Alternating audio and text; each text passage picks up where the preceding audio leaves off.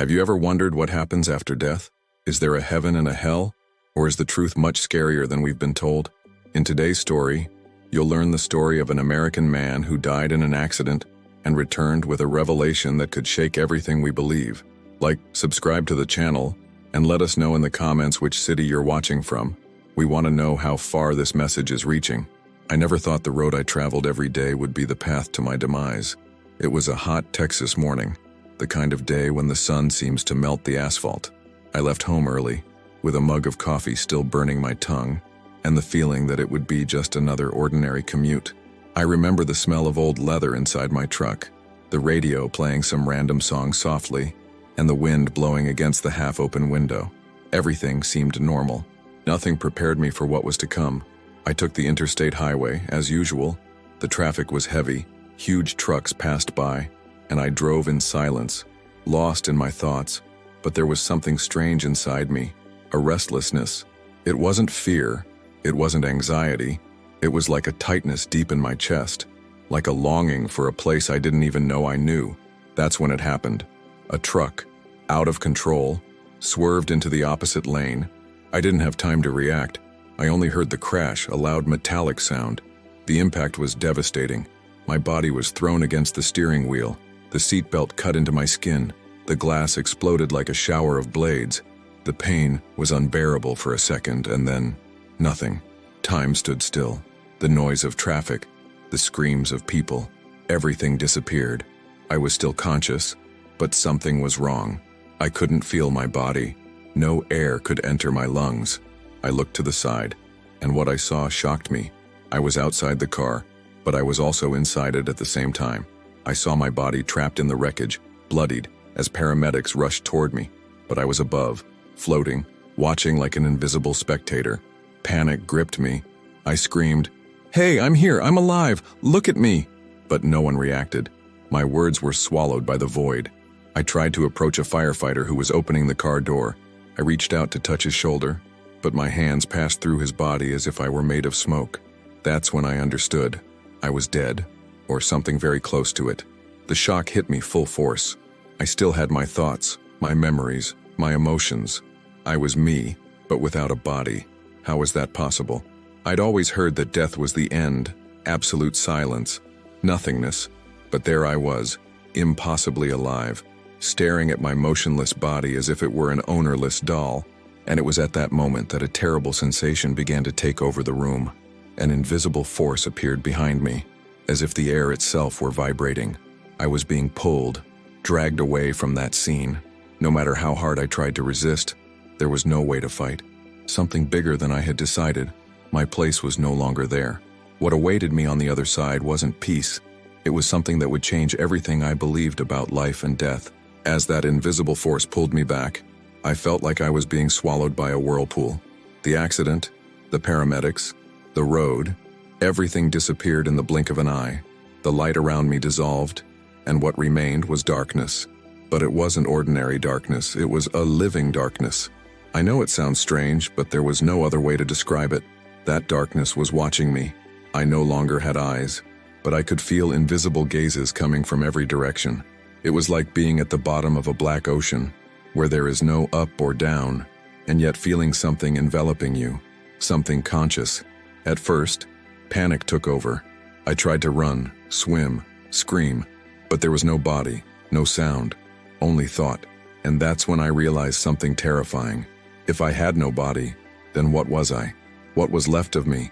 I expected to disappear, to become nothing, but no, I was still there. It was then that a suffocating feeling began to grow within me. The emptiness surrounding me seemed to infiltrate my mind, amplifying every memory, every fear. Images of my life began to emerge amidst that darkness like painful flashes. Arguments I'd had, moments I'd failed, loved ones, selfish decisions I'd made. I couldn't understand why I was seeing this. Suddenly, a phrase echoed within me, voiceless, soundless, but clear as if it had been engraved in my soul. Death is not what you were taught. Those words pierced me like a bolt of lightning. I had grown up hearing that death was a fixed destiny, heaven for the good, hell for the bad, or else nothing at all, just eternal silence. But what I was experiencing was different. I was alive, conscious, feeling every detail, and what appeared before me was not external judgment, but a mirror of my own existence. That's when I realized something terrible. The darkness was made of me. It was a reflection of my mistakes, of the guilt I'd tried to bury, of the truths I'd avoided all my life. There was no one condemning me, no figure with a throne or a book of sins. There was just me, naked before my own soul. And the more I tried to escape it, the stronger it became. Every memory that surfaced tore at me. My mother's crying face when I disappointed her. My wife's silent expression when I was too cold. My children's looks when I was absent, too busy with work. I wanted to erase everything. I wanted to scream, "Stop!" But there was no way. There were no masks there. Death ripped away every disguise and forced me to face the truth. And in the midst of this silent torture, I realized something even more disturbing. I was not alone. Other presences began to form around me, like conscious shadows, watching, waiting. They didn't speak, but I felt they knew everything about me. The darkness wasn't just a place, it was a door, and I was about to walk through it. Those presences around me were faceless, shapeless. They were like silhouettes made of energy, pulsing figures amidst the darkness. And even without them speaking a single word, I knew they knew me better than I knew myself. There was no hiding place. There were no excuses. It was as if every thought, every secret, every forgotten act was laid out before them, like open pages of a book that had always been written within me. Suddenly, my entire life began to flash before me, but not like a chronologically ordered movie. It was all at once. Moments I had forgotten decades ago came back with brutal intensity. I saw the first time I lied to escape a scolding, the first betrayal of a friend, the times I turned my back on someone in need. I also saw my successes, the moments of love, kindness, and generosity. But what hurt me most wasn't what others had done to me. It was what I myself had chosen to be. The presences didn't accuse me, didn't point fingers. The judgment came from within. I felt every consequence of my actions, as if the pain I'd caused others was now burning within me. It was impossible to escape it. It was impossible to deny it. And it was then that I understood the true shock. Hell and heaven were not places. They were states within the soul. With each painful memory, darkness engulfed me. With each loving memory, a gentle light tried to lift me. I teetered between the two extremes, and I realized that death doesn't transform us into angels or demons. It merely reveals us. It shows who we truly are, without masks, without excuses, without disguises. A stronger presence approached. Unlike the others, it radiated an overwhelming energy. It wasn't made of shadow, nor of light. It was made of something greater, something that seemed to pierce my being with a mixture of love and truth. I felt as if the universe itself was looking at me through it. And once again, without sound, without voice, just like a certainty engraved in my spirit, I heard, "You need to see, you need to feel, only then will you be free." Those words tore apart any resistance within me. There was no lying. There was no running away. I had to face it all. The death trial wasn't a courtroom with judges and sentences. It was a confrontation with truth itself. And this was the most devastating revelation of all. In death, there is no hiding place. What we are, finally, is revealed completely. The darkness pulsed. The presence grew ever closer. I knew the worst was yet to come. After that brutal confrontation with the truth, I thought I would be swallowed forever by darkness. But then something changed. In the midst of the void, a point of light appeared, small at first, almost imperceptible, but pulsing as if it had a life of its own. This point of light began to grow, expanding before me until it became an immense portal. It was no ordinary light. It didn't hurt my eyes. In fact, I no longer had eyes. It was perceived directly by my soul. It was a light, viva, conscious, who seemed to call me by name without making any sound. And it was at that moment that something even more surprising happened. It wasn't just light, it was sound too. A sound that didn't come from outside, but passed through my being. It wasn't words, it wasn't music. It was as if the very love had a sound. It was a perfect vibration, an impossible melody that fit every piece of my essence. I cried, not with tears, because I no longer had a body. I cried with my soul. That vibration was so pure, so grand, that it seemed to rebuild me from within. as if every emotional wound, every void, was filled with something I had forgotten existed. The panic of the darkness began to give way to a strange peace, not a superficial peace, but one that felt ancient, eternal, as if I were returning home after a lifetime of loss. The light grew and became a tunnel. I didn't walk toward it. I was being pulled, gently, but irresistibly. It was as if an invisible force were saying, "It's this way." Inside the tunnel, time ceased to exist. I didn't see seconds passing. I didn't see minutes. Everything was happening all at once. Memories of my life surfaced around me, but now with a different weight, a different awareness. I saw the birth of my children, my wife's embrace, the few moments I chose love over haste. Each scene was charged with such emotional intensity that I relived it all as if it were now. And the further I went, the more overwhelming the light became. It didn't blind me. On the contrary, it healed me.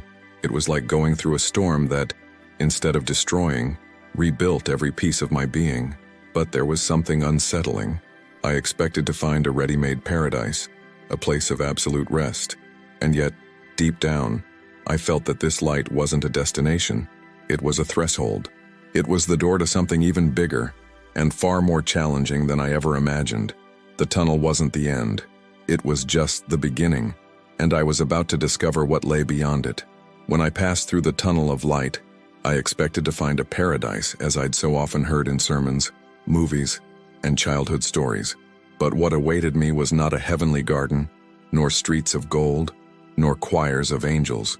What lay on the other side was something far more disturbing and, at the same time, impossible to deny. A living space, made of consciousness. There was no ground, no sky, there was no time. I was suspended in a golden immensity that pulsed as if breathing. It was like being inside a gigantic heart, but a heart made of light. And in that light, every part of me was exposed. There was no shadow, no lie. I was naked before truth itself. Suddenly, scenes from my life began to materialize around me, but it wasn't like before, when flashes appeared in the darkness. Now it was different. Each moment took on shape, color, sound, and sensation. It was as if I were reliving it all, but through the eyes of my soul, and that's when I understood the true weight of that place. There, nothing could be hidden. I saw my face reflected in my wife's eyes when I ignored her on one of the most difficult days of her life. I felt my son's pain when I promised to play with him and broke that promise because of work. I relived my mother's silences, the times she tried to tell me she was hurting, and I chose not to listen. But the most devastating thing wasn't seeing it, it was feeling it, because I didn't just remember the situations. I felt the pain I'd caused, every ignored tear, every harsh word, every absence. It was as if the suffering I'd left in others had returned multiplied within me. There was no being judging me. There was no God condemning me. It was me with myself. It was the pure reflection of the life I had led. At that moment, I realized the revelation that would change everything. Death doesn't turn us into saints or demons. Death just lifts the veils and reveals exactly who we are. It was brutal. There was nowhere to run. I wanted to close my eyes. I wanted to escape that absolute mirror, but there was no way. I was trapped inside the truth. And then something happened. In the midst of that unbearable pain, a presence approached. Not a shadow, not a defined figure. It was a warm, intense energy, charged with compassion. It didn't speak, but I understood what it conveyed. It's not punishment, it's liberation. Look, see, feel. Only then will you understand. The revelation was clear. That place was not a courthouse. It was a school of the soul. And I was about to learn the most painful and most liberating lesson of my existence. As I immersed myself in that space of light and revelation, something different began to happen. The vibration around me shifted. The energy became warmer, closer, more intimate. It was as if the air itself held a scent, a familiar smell I hadn't smelled since childhood. And then I knew someone was coming towards me. At first, it was just a presence, but little by little, the form revealed itself. It wasn't flesh, it wasn't a body, but it was impossible not to recognize it. I knew who it was. My sister. She had died young, a victim of a cruel disease that took her too soon. I never accepted her departure. I buried the pain, pretending I'd overcome it, but deep down, I always carried a hole in my chest. Now, before me, she was there, radiant, without suffering, made of a soft light that seemed to smile even without moving her lips. I broke down. I tried to run to her to hug her, but there were no arms. Yet as we approached, something happened far greater than any human embrace. Our souls merged. It was a wordless encounter, yet filled with everything we never managed to express in life. I felt her love, pure, without demands, without pain. And with that love came a brutal clarity. I saw, through her eyes, all the times I had denied my own heart, all the times I had chosen pride over compassion, fear over truth, indifference over love. It wasn't an accusation, it was a revelation. My sister wasn't pointing out my mistakes. She was simply showing me the truth, and that hurt more than any judgment. I wanted to apologize, I wanted to say, I'm sorry, but I realized I didn't need to. There was already forgiveness in her eyes. There was something bigger, an invitation, with a touch that wasn't physical, but that pierced my soul like fire and honey at the same time. She conveyed a clear message. You haven't finished what you came to do yet. Those words weren't just a sentence. They echoed within me like silent thunder. I understood, no matter how much I stood before her, no matter how much my heart wanted to stay, this wasn't my final place. There was still something unfinished on earth. The farewell began to happen without pain, without haste, but with a firmness that tore at my soul. My sister began to slowly move away like a flame returning to the wind. I wanted to scream, to beg her to stay, but something told me this reunion wasn't meant to keep me there. It was meant to free me here. And so, as she disappeared into the light, an emptiness washed over me. But before I could lose myself in that emptiness, a new presence approached, denser, heavier, charged with something that made me shiver inside. I knew I was about to face an encounter that would make me face the most painful part of my history. The approaching presence was unlike anything I'd felt before. It wasn't the gentle tenderness of my sister, nor the welcoming light that had enveloped me before. It was something denser, deeper, as if it carried an ancient weight, a knot that had always been within me. And then I saw it. It was my father. Not like the frail man I watched waste away in his final days in the hospital, nor like the inert body in the coffin that had so profoundly affected me. He stood before me whole, alive, but not in the flesh. His form was made of energy, vibrant, firm, with eyes that seemed to pierce my soul. At first, panic took over. I loved him, yes, but I also carried wounds from him that never healed. Our relationship was made of harsh silences, of unspoken words, of pride. We often grew apart more because of what we didn't say than because of the arguments themselves. I always wanted to tell him I loved him, that I forgave him, that I understood his flaws, but I never did. And now, there, before him, all of that crushed me like a tidal wave. My instinct was to retreat, but there was nowhere to go. In the space of death, there are no escapes, only truths. He looked at me, and in that look, there was no accusation, but there were mirrors, and the mirrors were unbearable. I saw scenes from my childhood, moments I'd forgotten, details I'd never known. I saw my father watching me sleep. I saw him crying alone after one of our arguments. I saw the hidden pride in his eyes when I'd achieved something simple, and I also saw my part. I saw the judgments I held against him, the hurt I held, the harsh words I used as walls to keep from admitting my own vulnerability. I saw my inability to forgive him in life. It was as if each scene was being shown to me not just through memory, but through his heart. I felt what he felt, his loneliness, the fear of not having been enough, the difficulty of expressing love, not for lack of love, but for lack of tools. And that's when something in me snapped.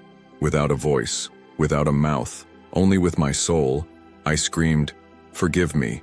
I didn't know. I was trying to." He didn't answer with words, but his gaze changed. And in that gaze, there was something I never forgot. I always loved you, even when I didn't know how to show it. In that instant, all barriers fell. The resentment, the silence, the distance, everything dissolved.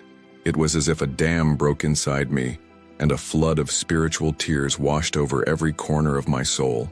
The meeting with my father was not made of physical hugs, but of a reconciliation so real that it seemed more concrete than anything I had experienced in life. And it was then that I understood another devastating truth. Love never dies. It can hide, it can be silent, but it remains alive even beyond death. But before I could recover from this revelation, I felt another presence approaching, much larger, much vaster, something that made my entire spirit tremble. I was about to find the source. I thought nothing could be more intense than being reunited with my sister or reconciling with my father. But then something began to fill the space. It wasn't a figure. It wasn't a shadow. It was an immensity that seemed to be everything. The space, the light, the vibration, and even the silence. The instant this presence revealed itself, my entire being trembled, not with fear, but with recognition. It was as if, in every fiber of my soul, I had always known it existed. It had no face. It had no form. It was light, but not a light that merely illuminated. It was a light that knew. I felt that every choice I made, every thought, every secret I kept was before that consciousness. It was like being naked not only before someone, but before the very meaning of existence. And here's the scariest part. Even though it knew everything, absolutely everything about me, this presence didn't judge me. On the contrary, what emanated from it was love, a love so absolute, so intense, it almost hurt. It was as if my spirit didn't have the strength to bear it. It wasn't the God I expected to find. It wasn't the stern judge who punishes or rewards. It wasn't the old man with the white beard from childhood images. It was something infinitely greater. It was the source, the origin, the home. And it was then that I realized everything I had sought in life, in religions, in beliefs, in promises, was there, but not as doctrine. It was there as essence. Truth was not a place, nor a book, nor a dogma. Truth was a living presence. This presence did not speak, but within me, like a wave that ran through my soul, I heard, "I know everything about you, and yet, you are infinitely loved." Those words weren't sound. They were certainty. And before them, my spirit knelt. Not out of fear, but out of surrender. There was nothing I could hide. Nothing I could offer in return. There was only surrender. And then came another and even more devastating revelation. You haven't finished what you came to do yet. It wasn't a condemnation. It wasn't a punishment. It was a calling, a reminder, a mission. I saw glimpses of what this meant. I saw people who would still cross my path. I saw simple gestures I would make, a hug, a word, a look, that would change someone's life. I saw that my pain, my failures, my mistakes could become bridges to other lost souls. And I understood, with an indelible clarity, the soul's mission is not grand in human eyes. It is grand in the eyes of the Spirit. I wanted to stay there forever, dissolved in that absolute love, but something inside me already knew I couldn't. And it was at that moment that the most brutal process of all began. The return. I didn't want to go back. Every part of my soul begged to remain in that presence. It was the first place I'd truly felt at home, where there were no masks, no fear, no distance between me and the truth. But as I surrendered myself to that infinite love, something began to pull me. It was different from the gentle force that guided me through the tunnel. This one was violent, aggressive, like invisible strings tied to my spirit, pulling it against my will. I resisted, screaming inside myself, "No, don't let me go back. I want to stay. I've already found my place." But it was useless. The earth's call was unbreakable. The sensation was indescribable, like trying to squeeze the ocean into a broken bottle. My consciousness, so expanded, began to be forced back into the body destroyed by the accident. I felt the weight of flesh crushing me, my shattered bones screaming in pain, my lungs trying to draw air like knives piercing my chest. It was suffocating. I had experienced total freedom of the spirit, and now I was being thrown back into a fragile, limited, painful prison. I heard metallic sounds, hurried voices, distant screams. The soft light of the other dimension was replaced by cold, harsh lamps. The sound of perfect vibrations gave way to the uneven beeping of machines. The sweet scent of eternity was replaced by the acidic smell of blood and medicine. I woke to a primal scream, a sound that didn't sound human. It was despair. It was grief. It was loss. The doctors celebrated. "He's back. We did it." But I didn't feel victory. I felt pain. I felt mourning. I cried, not for being alive, but for having lost true life, the one on the other side. In the following days, still in the hospital. Every second felt like torture. I looked around and everything was too small, too noisy, too fake. I saw people, but I saw beyond them. I felt their pain, their hidden wounds, their souls trying to scream beneath their skin. It was as if I had brought with me part of that expanded vision, and with it, a cruel certainty. I didn't come back because I wanted to. I came back because it wasn't over yet. This awareness tore me apart. I wanted to be with my sister. I wanted to remain in the presence. I wanted to merge with that eternal love. But instead, I was trapped in my mutilated body, in my routine, in time, in the noisy, cold world. And every day, the same phrase echoed inside me, hammering relentlessly. You haven't finished what you came to do yet. I didn't know what that meant entirely. I only knew that I had seen the truth, and that carrying that truth within my body would be both a blessing and a curse. After the brutal return, the days dragged on as if I were living between two worlds. My body was here, but my soul still echoed there. I couldn't sleep without hearing that vibration of love. I couldn't walk down the street without feeling that each person carried invisible pain, secrets, wounds the world couldn't see. At first, I thought I was going crazy. I tried to explain to the doctors, who simply attributed my words to trauma, hallucinations caused by lack of oxygen. I tried to tell my wife, but her eyes were a mixture of love and fear, as if she were facing something impossible to believe. But I knew, with an indelible certainty, I knew what I experienced was more real than anything in this life. And along with this certainty, the revelation hammered at me day and night. Death is not what we were taught. There is no childish heaven, full of clouds and harps. There is no hell of eternal flames. There is something far more devastating and liberating, the absolute truth about who we really are. In death, there are no external judges. There is no imposed punishment. There is no divine tribunal.